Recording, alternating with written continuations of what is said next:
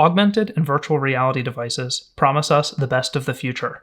We can create virtual environments anywhere we are. We can throw virtual windows into our existing spaces. They're so powerful, and yet they still have so many limitations. But one of the big pieces about these devices that we don't think about very much are the head straps. Head straps offer many different solutions for these types of devices, and today we're going to cover some of those key details, and I'm going to show you a few tips and tricks.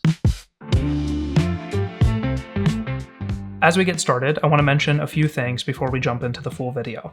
The first thing is that this is my long-term vision for AR and VR. For me personally, I want a pair of glasses that can augment the world around me, potentially offering some sort of VR experience with pass-through turned off. But for me, this is perfection. So what I'm looking for in a device might be very different than what you're looking for. So I do want to contextualize that so you understand where I'm coming from.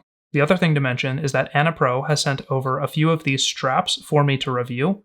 I didn't promise I would review, but I decided to take a look because it was actually conveniently around the time that I was 3D printing a few pieces to test the Apple Vision Pro strap with the Quest 3. So I decided to throw it all together and show you what I've learned. As far as I'm concerned, there are three primary categories when it comes down to straps and the devices that they're being used on. The first thing is weight distribution. These devices are heavy, and all of that weight has to go somewhere. Now, most of these devices clamp onto the back. By providing that clamping, it forces the device onto the front, but it also stabilizes it. I would say right now this is very stable, but it's putting most of the weight on my face and also my cheekbones. Over time, this can cause some headaches. And to be honest, this is actually the least worst my hair gets when I'm messing with these devices. And that actually brings us to the second thing, which is aesthetics. Some of these bands look incredible, whereas some of them, well, they leave a lot to be desired. But in general, all of these straps, the concept is the same. Some of the weight is distributed towards the back of the head by clamping, and some of the weight is distributed over the top of the head by pulling up on the front. And some of these products don't actually pull up on the front at all, which again leads to that increased facial pressure, but can also help make things more convenient. My hair doesn't get too messed up when using something like this, whereas using something like this can really get in the way of a normal experience, but can also amplify some of the other features of the device. This is AnaPro's A3 Max battery strap, and it has a magnetic battery that attaches to the back and instantly begins charging the device. I haven't found it to increase the battery too much, but I have found it to maintain the exact same battery regardless of how long I use it. It is actually hot swappable, and you're able to buy additional batteries and have them charge while you're using the other one. In theory, you can have endless gaming experiences or pass-through experiences while using this strap. Now again, you'll see that this device clamps onto the back and also distributes some of the weight towards the front. Now the difference with this device is the fact that I actually don't need the facial interface at all, because all of that clamping power is mounting the device away from my head.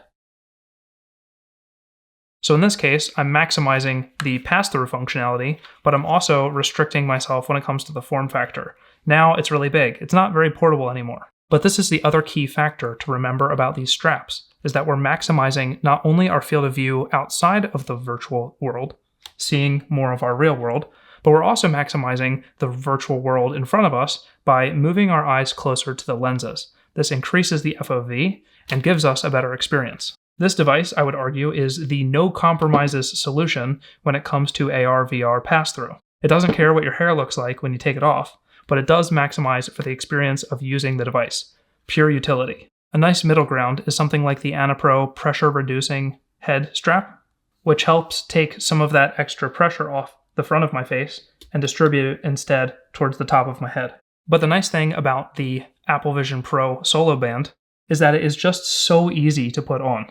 A couple of twists of this little knob and everything is perfectly fitted, and I really don't feel like I need to readjust ever. Now, I still have a toss-up experience when it comes to the amount of time I'm using the Apple Vision Pro. Sometimes I use it for a handful of hours at a time, in which case, no big deal. I don't mind just using the Solo Knit Band.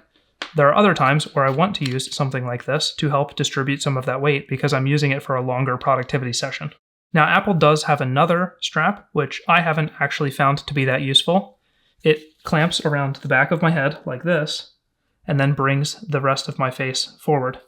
And it does help remove a little bit of that pressure on the front of my head, but not very much.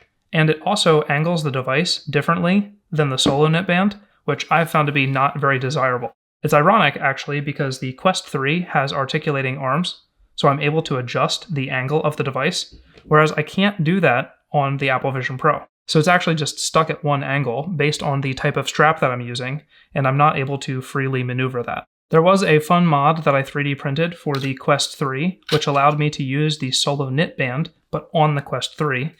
And I didn't bother printing it a second time because I only have one strap and I'll probably keep using it on the Apple Vision Pro. But it does work rather well, and I enjoyed the experience. But it took around 5 hours to print, and I think I'm unlikely to use it, so I'm probably not going to print it again. I think I'm going to stick with this head strap for the time being, given that this will probably remain my PC gaming experience now, and this will be more of my productivity device. So this device is really taking a second seat when it comes to productivity because the Apple Vision Pro is far better in that, but I'll get to that in another video. So all of these straps, what's my takeaway? I think at the end of the day, there are a few things to consider. How important is convenience to you? How do you want to look? And what do you want to optimize for? For me, convenience is top priority. I want to have this device up and running whenever I need to use it. Just like my laptop, I want to swing it open, quick type a couple of things, and possibly close it again. The quickest experience possible is what I'm trying to optimize for. Again, if you think about the type of world that I'm dreaming of, this is how convenient something could be. I can have a conversation with you, quickly throw on a device, use it, and then remove it. No interruption to our interaction. I tend to prefer straps that are on this side of things. Very simple and slightly uncomfortable. I don't mind the discomfort because I'm mostly trying to optimize for that convenience factor. On the other hand, the increased FOV of a device like this is really nice. The caveat being, this is so clunky that I don't know if I really like using it. I have a tough time figuring that out. But I don't think I actually care if I have unlimited battery life and I'm still wireless using PCVR. At the end of the day, I need PCVR to exist to play games. This is the device that does that for me, and I will say it's a little bit more comfortable than using something like a Solo Band. The other thing, of course, is the Solo Band doesn't mess up my hair. Most people might not care about that, but I definitely do. I don't want to have to think about, do I look really weird right now when I'm walking around? And that is something that I'm considering when I'm going about a daily basis, but I'm also making videos and showing my hair in videos. So if it doesn't matter that much to you, it's probably not that big of a deal. I don't want the conclusion of this video to be dissatisfying. So what I'll say is I definitely prefer this side of things with the ultimate focus going towards convenience and possibly some of the aesthetics. This to me is not what I dream of when I think about AR and VR. But that said, the increased utility from a device like this is very captivating. I like being able to see the increased FOV. I like being able to quickly throw it on and have it exactly where I need it to be. And I also like being able to see my keyboard in front of me. Imagine that. There is a little bit of sway with this device. If I turn too quickly, the device kind of lags behind my head. So I turn and then the device turns. So my final conclusion here, I prefer this side of things, but I will be using both. And even then, between all of these, I still prefer this. This is what I want. Please, manufacturers, bring me more of this.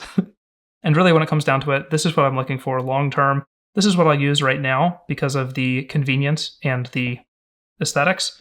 And when it comes down to a long session where I'm focusing on gaming, I will definitely be using something like this. But now I'd like to hear from you. What are the things that you've done to improve the comfort and utility of your AR and VR devices? Let me know in the comments below, and thanks for watching.